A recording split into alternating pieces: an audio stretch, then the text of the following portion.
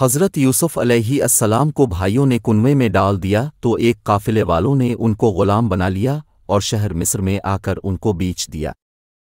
حضرت یوسف علیہ السلام کی لڑکپن کی عمر تھی۔ مصر میں ان کا اپنا رشتہ دار دوست یار کوئی نہیں تھا۔ ظاہری طور پر بے یارو مددگار تھے، بالکل بے سہارا تھے۔ وقت کے ساتھ جب بھرپور جوانی کی عمر کو پہنچے تو عزیز مصر کی بیوی زلیخا نے ان کو گناہ کی دعوت دی۔ حضرت یوسف علیہ السلام نے اللہ کی پناہ مانگی اور کمرے سے باہر بھاگ گئے۔ زلیخا نے ہیلے بہانے سے ان کو جیل بھجوا دیا۔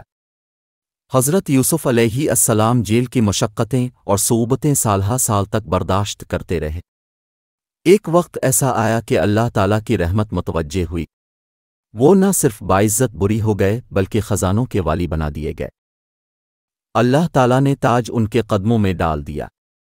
چند سال پہلے جو غلام تھے آج وہ آقا بن گئے۔ پاکدامنی کے عمل پر دنیا میں بھی نقد انعام ملا۔ ایسی عزت ملی کہ ماں باپ اور بھائی سب کے سب ان کے سامنے سجدہ ریز ہوئے۔ ہر دور اور ہر زمانے میں جو شخص حضرت یوسف علیہ السلام کی طرح تقویٰ اور پاکدامنی کی زندگی گزارے گا اللہ تعالی اس کے سر پر عزتوں کے تاج سجائے گا۔